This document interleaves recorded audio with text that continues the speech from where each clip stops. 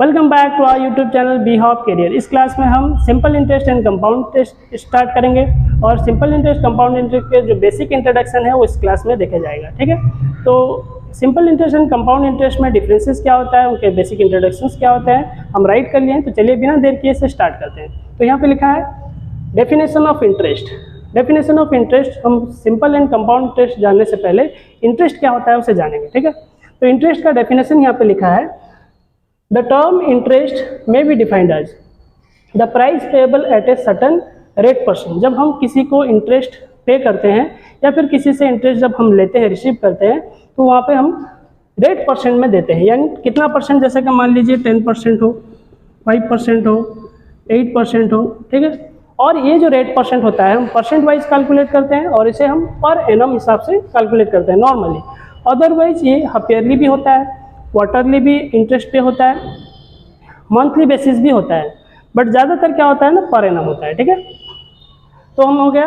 अब हम इंटरेस्ट पे करेंगे। पे कब करेंगे? अगर हम किसी से मनी है ना, किसी से हम मनी बोरोड करते हैं। ठीक है, जैसे बैंक से हम लोन इशू किए हैं, ठीक है, तो वहाँ पे हम क्या करेंगे, इंटरेस्ट पे करेंगे। अगर किसी को हम मनी लैंड आउट किए हैं, ठीक है, लैंड आउट में क्या होता है ना, वहाँ पे हमें इंटरेस्ट लेना होता है। किसी को उधार दिए हैं तो उससे हम इंटरेस्ट लेंगे, तो इंटरेस्ट हम देंगे या फिर लेंगे, बोथ केसेस में हम उसे % वाइज कैलकुलेट करते हैं। ये परसेंटेज कुछ भी हो सकता है, 10, 11, 5, 8, एनीथिंग एल्स। ठीक है, पर एनम otherwise by borrower for using certain money. और जितने पैसे हम बैंक से लोन एज ए लोन लिए होंगे या किसी के पास से लोन लिए होंगे, उतनी पैसे के ऊपर हमें इंटरेस्ट कैलकुलेशन करना होता है।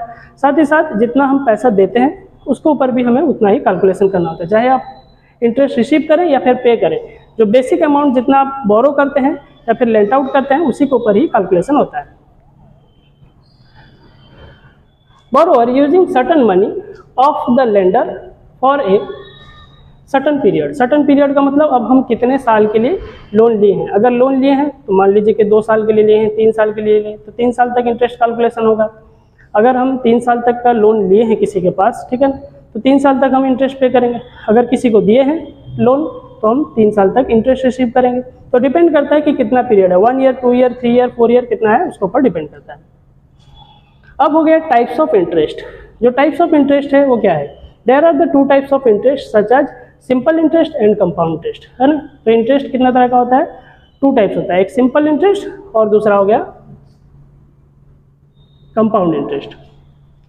कंपाउंड इंटरेस्ट को हम बाद में देखेंगे, पहले हम देखेंगे सिंपल इंटरेस्ट। सिंपल इंटरेस्ट में क्या लिखा है? It is always calculated at a fixed rate on the original amount. The most important thing है ओरिजिनल अमाउंट। तो ओरिजिनल अमाउंट जितना होता है उसी के ऊपर हर साल fixed rate of interest calculation होता है। जैसे कि मान लीजिए 10,000, ठीक है, हम किसी से लोन लिए हैं, बैंक से मान लीजिए कि 10,000 हम लोन लिए हैं, तो 10,000 का फर्स्ट ईयर हमारा इंटरेस्ट कितना होगा? मान लीजिए कि हम 10% इंटरेस्ट ले रहे हैं। 10% का मतलब हो गया, percent means divided by 100, 10 by 100, 0000 cancel, 100 को 10 में मल्टीप्लाई किए 1000, यानी हमारा हो गया फर्स्ट ईयर का इंटरेस्ट कितना हो गया?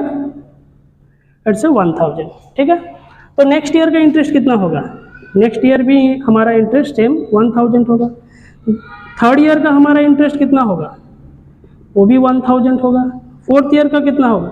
जितना साल हम आगे चलें इंटरेस्ट अमाउंट सेम रहेगा, इंटरेस्ट अमाउंट फ्लक्चुएट नहीं करेगा, ठीक है, वेरी नहीं करेगा।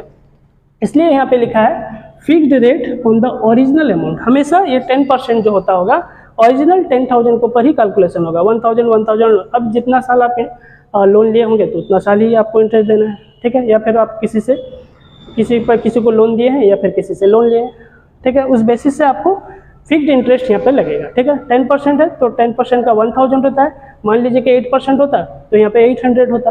ठीक है, ओके, तो इसके लिए हम क्या करते हैं, देन यहाँ पे लिखा है fixed interest on the original amount of the principal borrowed. Principal borrowed का मतलब होता है जो अमाउंट हम लेते हैं ना, ठीक है ना, उसे हम कहते हैं प्रिंसिपल। ठीक है, बैंक से अगर कोई हम अमाउंट लिए हैं 1 लाख, 2 लाख, 3 लाख लोन लिए हैं, या फिर 1 लाख, 2 लाख, 3 लाख किसी को लोन दिए हैं, या बोरोड अमाउंट हो या फिर लेंट आउट अमाउंट हो, दोनों अमाउंट के यहाँ कैलकुलेशन में क्या बोला जाता है? प्रिंसिपल। ठीक है, algebraically it is written as, algebraically किसे लिखा जाता है? एसआई। एसआई का मतलब होता है सिंपल इंटरेस्ट।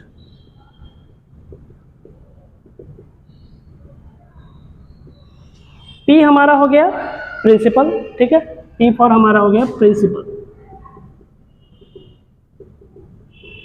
प्रिंसिपल हो गया। और एन जो हो गया हमारा नंबर ऑफ ईयर, एन हो गया हमारा नंबर ऑफ ईयर, कितने साल के लिए हम लोन दिए हैं या फिर कितने साल के लिए लोन लिए हैं, ठीक है।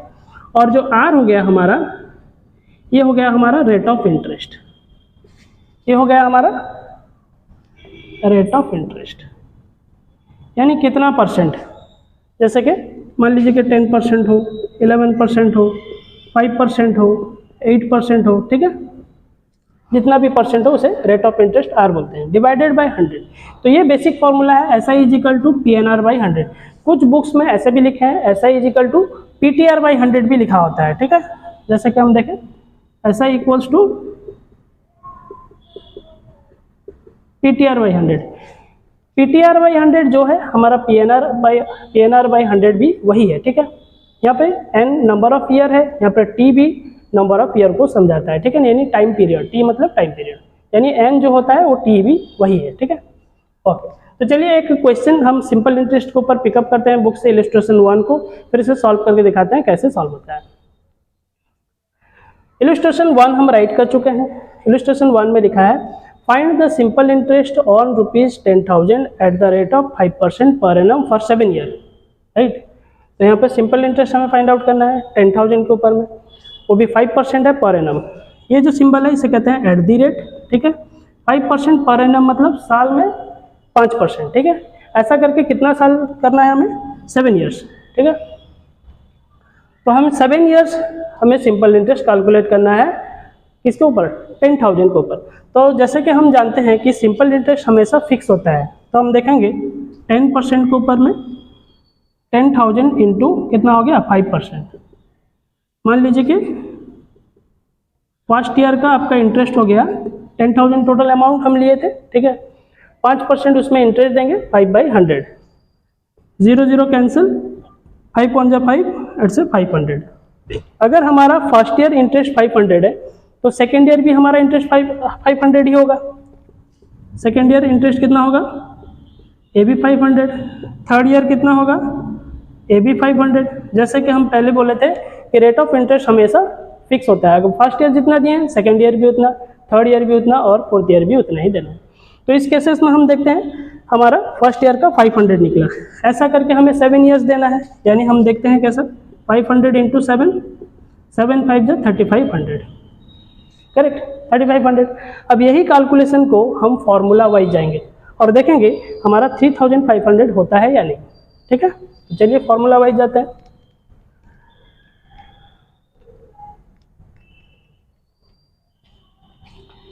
S I is equal to P N R by 100, ठीक है। अब P कौन हो गया? प्रिंसिपल हमारा जो है 10,000, कितना हम लोन लिए हैं दैट इज प्रिंसिपल अमाउंट, तो हम P की जगह कितना लिखेंगे? 10,000 इंटू N हमारा कितना हो गया? That is the time period, number of year, तो 7 ईयर है तो हम यहाँ पे इंटू 7 लिखेंगे। फिर इंटू R, R हमारा क्या हो गया? Rate of interest, rate of interest कितना है? 5, ठीक है, तो हम यहाँ पे 5 लिखेंगे, whole divided by 1000, correct. 00 sorry it's 100, 00 cancel हो गया, 7 5 जा 35, 35 में 100 मल्टीप्लाई कर लेते हैं तो हो गया हमारा 3500, इट्स योर आंसर। तो ये हमारा हो गया 3500, फॉर्मूला वाइज हम सॉल्व किए। अगर नॉर्मली हम समझें तो हर साल हमारा 500 होता है, ऐसे करके हम 7 ईयर्स का कैलकुलेट करें तो 7 5 जा कितना हो गया? 35, 1 ईयर का 500, 7 ईयर का 3500, तो हमारा आंसर मैच कर रहा है, राइट। तो ये बेसिक है और ये फॉर्मूला है। तो चलिए इसका एक स्क्रीनशॉट लेते हैं, देन हम आते हैं कंपाउंड इंटरेस्ट की ओर, राइट।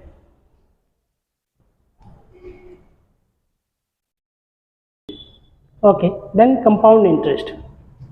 कंपाउंड इंटरेस्ट हम देखेंगे, it is always calculated on following year principal और न्यू ईयर प्रिंसिपल, राइट। तो फॉलोइंग ईयर प्रिंसिपल मतलब नेक्स्ट ईयर का प्रिंसिपल के ऊपर ही है ना ऑलवेज कैलकुलेट होता है compound interest. It is algebraically written as है ना compound interest equals to principal into 1 plus R by 100 to the power n minus 1। ये हो गया हमारा कंपाउंड इंटरेस्ट का फॉर्मूला है, ठीक है। सिमिलरली कंपाउंड इंटरेस्ट में अमाउंट भी होता है, अमाउंट का फॉर्मूला होता है a equals to p into 1 plus R by 100 to the power n।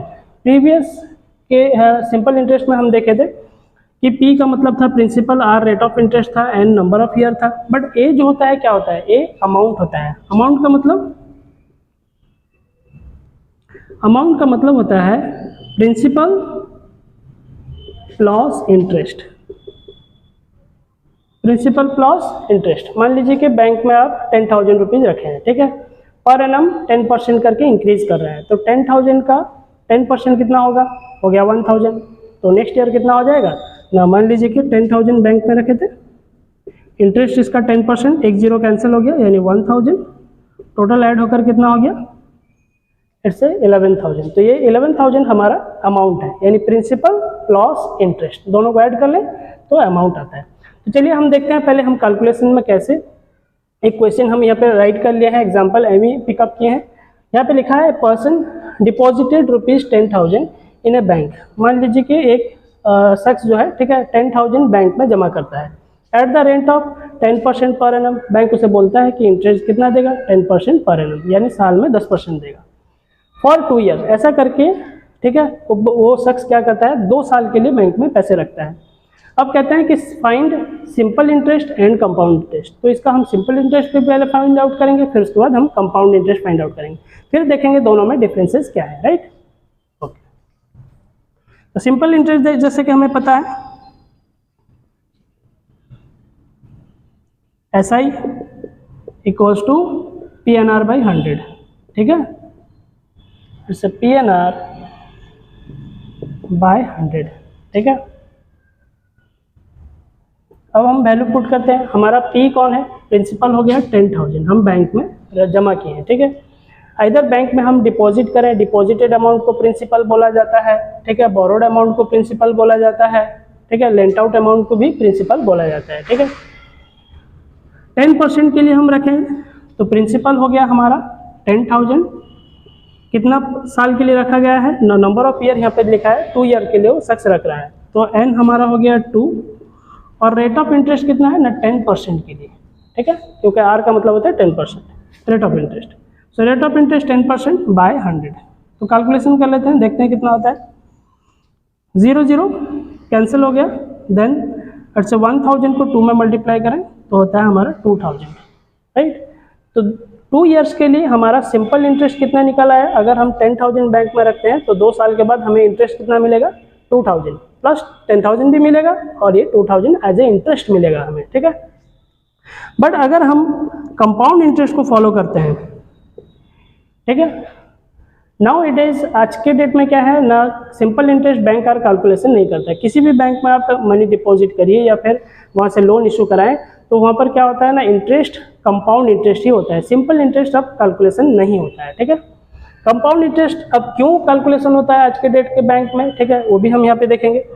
जैसे कि कंपाउंड इंटरेस्ट का फॉर्मूला हम राइट कर लेते हैं, P into 1 plus R by 100 to the power n minus 1, ठीक है।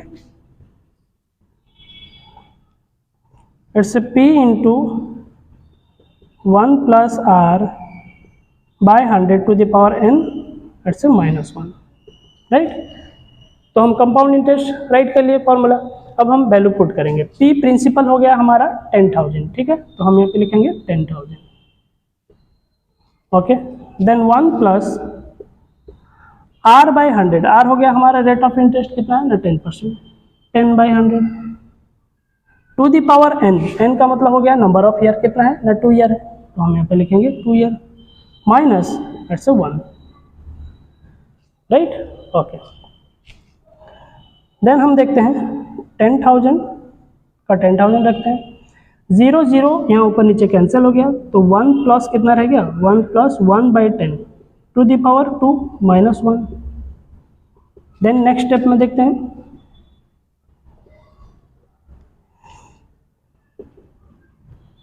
$10,000 ओके, देन हो गया हमारा। अब एलसीएम ले लेते हैं, 10 और 1 एलसीएम 10, 10 1 जा 10 1 11, then it's 11/10 whole to the power 2। ठीक है, एलसीएम ले ले तो 10 1 जा 10 plus 1 11, 11/10, then power 2 it's -1। Okay, then 10,000, ये हो गया हमारा। 11 का स्क्वायर देख लेते हैं, it's 121/100, it's -1। Okay, then next हम देखते हैं 10,000, फिर से हम 10,000 लिखे हैं। 11 का स्क्वायर हो गया 121, 10 का स्क्वायर हो गया 100। अब एलसीएम ले लेते हैं तो 121 minus 100 by it's 100, right. Okay, then 10,000 हम एलसीएम ले लिए, 100 1 जा 100, देन 121 माइनस 100/100। ओके, 121 से 100 माइनस कर लेते हैं तो और कितना रहता है हमारे पास 21/100। ऊपर माइनस कर लिए 21, नीचे रह गया 100, तो 0 0 कैंसिल कर लेते हैं। अब हो गया हमारे पास वैल्यू कितना है 21, it's 00, right. It's your answer. अगर हम सिंपल इंटरेस्ट में बैंक्स में पैसे डिपॉजिट करते हैं तो हमें कितना मिलता है 2000 रुपीज़ मिलता है एज ए इंटरेस्ट 2 साल के बाद। लेकिन वहीं पे अगर हम कंपाउंड इंटरेस्ट में रखते हैं तो हमें 100 एक्स्ट्रा मिलता है, यानी 2100। ठीक है, तो अब बताइए बेटर कौन है, कंपाउंड इंटरेस्ट या सिंपल इंटरेस्ट? कंपाउंड इंटरेस्ट में ज़्यादा इंटरेस्ट मिलता है। इसलिए आज के डेट में कोई भी बैंक अगर आपको लोन इशू करता है या फिर बैंक में आप फिक्स डिपॉजिट करते हैं तो वहाँ पे कंपाउंड इंटरेस्ट का कैलकुलेशन होता है, ना कि सिंपल इंटरेस्ट का, राइट। तो चलिए, ये था हमारा कॉन्सेप्ट क्लास है, तो इसका एक स्क्रीनशॉट ले लेते हैं। देन नेक्स्ट क्लास में हम आएंगे एक्सरसाइज बेसिस में आएंगे, 1 बाय 1 करके आपका सारा क्वेश्चंस को हम सॉल्व करेंगे, राइट, ताकि आप घर बैठे अपना सिलेबस को कंप्लीट कर पाएँ। तो चलिए पहले एक स्क्रीनशॉट ले लेते हैं।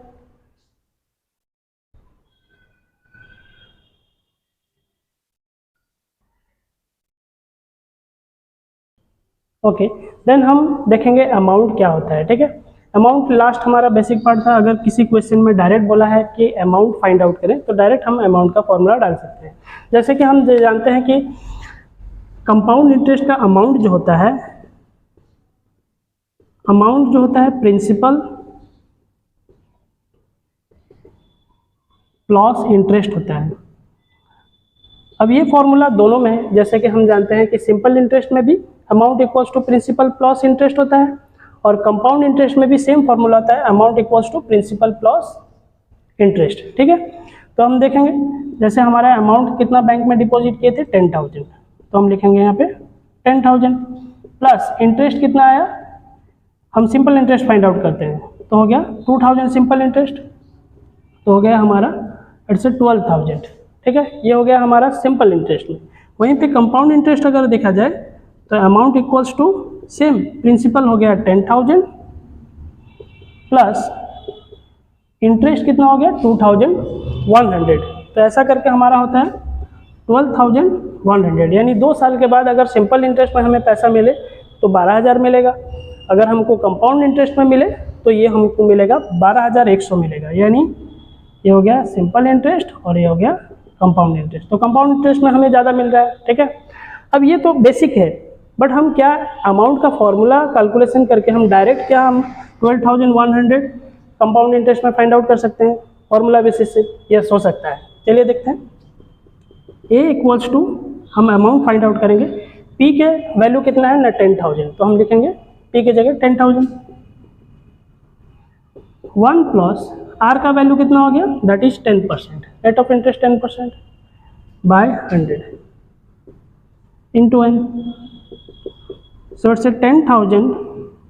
अब 0 0 हमारा कैंसिल हो गया तो 1/10 रहा, 1/10 का हम एलसीएम ले लेते हैं, 10 1 जा 10 प्लस 1 यानी 11/10। ठीक है, अच्छा एन यहाँ पे नंबर ऑफ ईयर हमारा कितना दिया है, नंबर ऑफ ईयर 2 ईयर दिया है। ठीक है, तो हम यहाँ पे लिखेंगे 2, तो यहाँ पे भी लिखते हैं 2, इट्स 10,000 देन इंटू इट्स 11 का स्क्वायर हो गया 121 बाय 10 का स्क्वायर कितना हो गया 100, तो 2 0 2 0 कैंसिल कर लेते हैं, 1 to 1 में 100 मल्टीप्लाई करेंगे तो 1 to 1 इट्स 00। देखिए यहाँ पे आया था 12,100, तो कंपाउंड इंटरेस्ट हमारा सॉरी यहाँ पर अमाउंट हमारा निकल गया 12,100, तो वैल्यू हमारा मैच कर रहा है। ठीक है ना, तो इसे प्रिंसिपल प्लस इंटरेस्ट करके भी निकाल सकते हैं, या फिर डायरेक्ट अमाउंट का फॉर्मूला से हम 12,100 को आ सकते हैं, राइट। तो चलिए इसका एक स्क्रीनशॉट ले लेते हैं।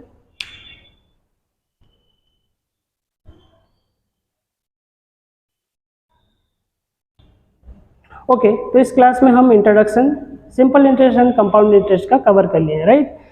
तो अगर आपको किसी तरह का डाउट है तो कमेंट सेक्शन में जाके आप हमें कमेंट कर सकते हैं, अपना डाउट क्लियर कर सकते हैं।